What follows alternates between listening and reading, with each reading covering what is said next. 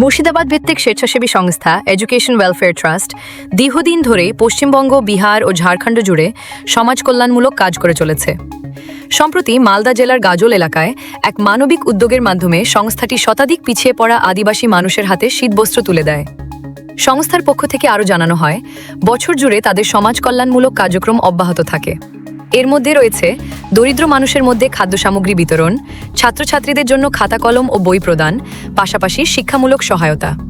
Education welfare ট্রাস্টের এই উদ্যোগ প্রমাণ করে মানবিক সহায়তা ও দীর্ঘমেয়াদী শিক্ষার ক্ষমতায়নের মাধ্যমে সমাজের পিছিয়ে পড়া মানুষদের মূল স্রোতে ফেরানোর লক্ষ্যে তারা নিরলসভাবে কাজ করে চলেছে। এডুকেশন ওয়েলফেয়ার ট্রাস্টের পক্ষ থেকে যারা বাংলা, বিহার, ঝাড়খণ্ড মিলে আমাদের প্রায় 700 থেকে 800 মানুষের শীতবস্ত্র বিতরণের কিছু কর্মসূচি আছে। তার মধ্যে গাজলের একটা জায়গাতে আমরা বাছাই করেছি, যেটা আদিবাসী অধ্যুষিত এরিয়া।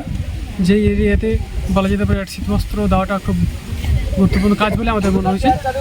শিক্ষা প্রদান করার পাশাপাশি আমরা বিভিন্ন সমাজসেবামূলক কাজ করি, সারা বছর ধরেই করি।